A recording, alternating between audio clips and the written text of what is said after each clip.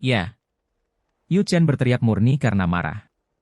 Dia belum pernah mengalami hal seperti ini sebelumnya. Si Hao benar-benar terlalu penuh kebencian. Jenis suara seperti itu sungguh rendah. Meski tidak banyak yang terjadi di antara keduanya, kulitnya masih begitu tebal, dengan sengaja memprovokasi dia, berbicara dengan cara yang vulgar, membuat wajahnya memerah karena marah. Yu Chen sangat marah. Dari dulu hingga sekarang, ketika Yu Chen berjalan di dunia ini, dia dikenal sebagai peri, berpakaian putih yang luar biasa. Siapa yang pernah memperlakukannya seperti ini sebelumnya? Bahkan murid paling menonjol dari setiap sekte yang menunjukkan kekaguman akan bertindak dengan sangat hormat. Peng! Dia sangat marah. Dia untuk sementara mengendalikan tubuhnya, kakinya yang panjang dan ramping menjadi lurus sempurna, warna putih berkilau membawa semacam kilau yang bergerak. Saat bergerak, si Hao tersapu habis. Ayo, nona maskulin, jangan terlalu kasar. Mulut si Hao sangat rendah. Setelah menderita pukulan berat ini, dia tidak mengubah nada suaranya, masih memprovokasi dia, membuat marah Yu Chen. Itu karena pihak lain sedang melakukan pertempuran besar dengan roh primordial, kekuatan pada tingkat spiritual. Emosi apapun akan memengaruhi kekuatannya. Kalau tidak, mengapa King Yi melakukan ini, membakar pakaian putihnya? Itu semua untuk memprovokasi Yu Chen, berharap untuk merusak suasana hatinya, membuatnya merasa takut, dan dengan demikian menyebabkan kekacauan besar dalam pikirannya. Wanita maskulin. Alis indah Yu Chen melonjak, benar-benar berharap dia bisa memukulnya, menginjak-injaknya hingga menjadi bubur hanya dengan satu langkah. Ini adalah pertama kalinya seseorang menggunakan istilah seperti ini untuk menggambarkan dirinya. Di hadapan semua orang di dunia, dia adalah peri suci, makhluk suci. Kemanapun seseorang pergi di 3000 provinsi di alam yang lebih tinggi, pasti akan ada orang yang menganggapnya seperti itu. Hei, kawan, mari kita bersumpah. Kami jelas memiliki semangat yang sama. Aku akan menjadi kakak, dan kamu bisa menjadi nomor 2. Si Hao bersandar di dinding gua, darah mengalir dari sudut bibirnya, dengan antusias, berhubungan dengannya. Itu sangat tidak dapat ditoleransi, tidak mungkin untuk ditanggung. Yu Chen benar-benar sangat marah, sangat membencinya sehingga dia tidak ingin membunuhnya secara langsung, tetapi setelah menangkapnya, perlahan-lahan merapikannya, membiarkannya menderita dengan kejam untuk waktu yang lama. Tentu saja, dia bukan orang biasa. Meskipun dia merasa marah, dia masih bisa mengendalikannya, apalagi fakta bahwa dia berada dalam situasi pertarungan hidup dan mati. Dia bergegas mendekat lagi, lengan teratai telanjangnya berwarna putih dan bersinar, mengeluarkan hamparan cahaya saat itu melanda. Boom! Namun, lengannya yang lain terangkat ke atas, sama mempesonanya, menghentikan serangannya sendiri, menghalangi serangan yang ditujukan ke si Hao. Jelas sekali bahwa King Yi lah yang mengambil tindakan. Bagaimana dia bisa melepaskan kesempatan itu? Dia memahami Yu Chen dengan baik, dan karena itu, jiwanya dengan tegas mengambil tindakan sementara pikiran Yu Chen terpengaruh. Si Hao menciptakan peluang untuknya, dan dia sendiri berjuang keras. Itu karena mereka awalnya satu, jadi tidak ada yang lebih memahami selain King Yi betapa arogannya Yu Chen, selalu sangat murni. Dia mempunyai obsesi yang mengerikan terhadap kebersihan, seseorang yang tidak akan menoleransi kata-kata kotor sedikit pun. Sekarang karena ada keterbukaan seperti ini, Yu Chen pasti tidak bisa menerimanya, merasakan kebencian yang besar di dalam hatinya. Sementara itu, inilah kesempatan King Yi. Dia adalah tubuh kedua, yang secara inheren lebih rendah, jadi dia menggunakan ini untuk mengambil inisiatif secara strategis, menggunakannya untuk memulihkan beberapa kekalahan dan menekan Yu Chen. Si Hao mencoba menetralisir situasi kritis tubuhnya sendiri, berharap untuk membuka segelnya. Ci. Di depan, tubuh seputih salju itu bersinar, terutama di antara alisnya, membentuk simbol misterius. Kedua jejak itu saling terkait, menghasilkan pola emas yang mendalam dan misterius, pancarannya menakjubkan. Jelas sekali bahwa pertarungan besar mereka telah mencapai klimaksnya. Weng. Simbol emas bergetar, melepaskan cahaya surga. Kehampaan terdistorsi, terus-menerus terpecah, menghasilkan retakan berwarna hitam yang mengerikan. Itu adalah gelombang kekuatan jiwa yang murni dan menakutkan. Kekuatan yang terpendam di dalam lautan kesadaran mereka dihidupkan, bangkit kembali pada saat ini, dan sekarang berpartisipasi. Saat itu, Si Hao telah melihat gerbang berwarna emas di kedalaman kesadaran King Yi. Ada kekuatan kesadaran ilahi yang tertidur yang sangat misterius dan kuat. Sekarang, kekuatan jenis ini telah bangkit, mengalir keluar melalui gerbang emas yang sangat besar, secara terpisah memberi nutrisi pada roh primordial mereka, membuat pertempuran semakin menakutkan. Samar-samar, dari balik gerbang emas di dalam lautan kesadaran, seorang wanita yang tidak jelas secara bertahap muncul. Cahaya keemasan melonjak, cahaya cemerlang memancar ke langit. Gelombang kekuatan ini sangat menakutkan, dihasilkan murni dari kekuatan jiwa. Dia secara bersamaan mendukung oposisi Yu Chen dan King Yi, menghasilkan dua seberkas cahaya, memberi mereka kekuatan misterius. Seluruh lautan kesadaran segera meletus dengan cahaya tak berujung, bersinar dari ruang di antara alis tubuh yang sempurna, tampak semakin suci. Pada saat yang sama, api bulan hijau yang tertidur di dalam tubuhnya segera tertarik, secara tak terduga beresonansi dengan gelombang kekuatan jiwa itu. Itu sangat lembut, ilahi dan mulia. Sinar hijau meletus, membentuk cincin cahaya, mengelilingi tubuh batu giok sempurna itu seperti bulan dewa, menerangi peri di dalamnya. Keajaiban seperti ini sungguh sangat indah. Si Hao sangat terkejut, merasa agak sulit mempercayainya. Meskipun dia disegel, dia masih melihat pemandangan yang menakjubkan itu. Itu karena dahi dan lautan kesadaran Yu Chen sangat cemerlang, secara samar-samar menampilkan apa yang sedang terjadi. Tulang depannya yang putih bersih menjadi transparan, gerbang emas di lautan kesadaran terbuka. Kekuatan misterius memandu api bulan hijau, keduanya berinteraksi, terus beresonansi, terjalin bersama.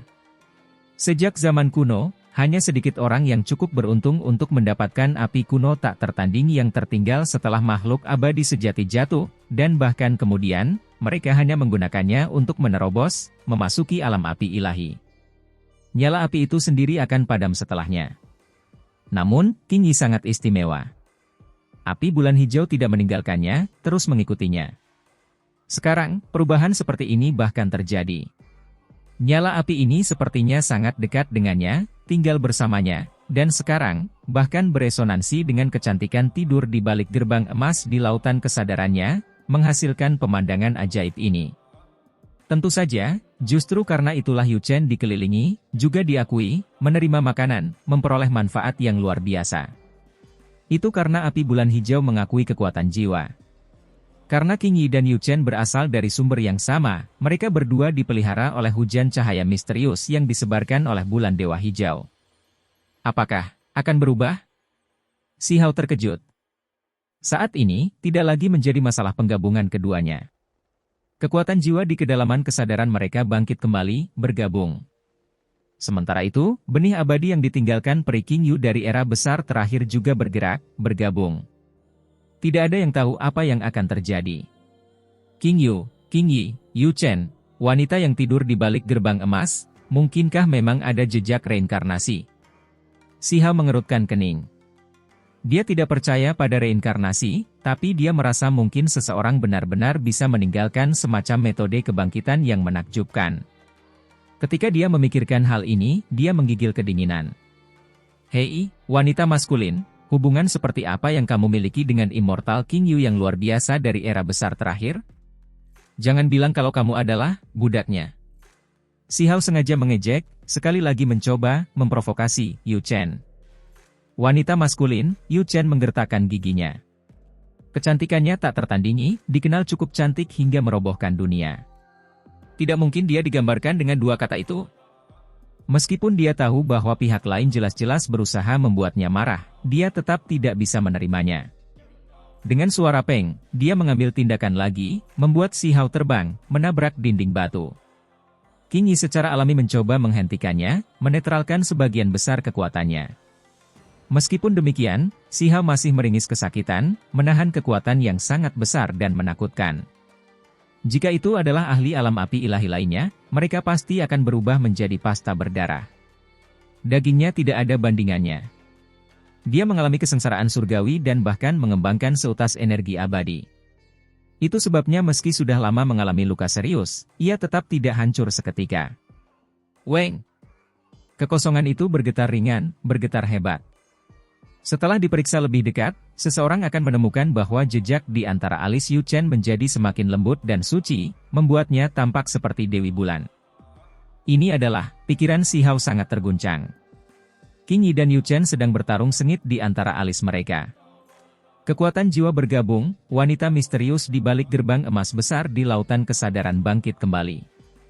Api bulan hijau juga menyatu di dalam, menunjukkan perubahan yang menakjubkan. Untaian energi abadi sedang terbentuk.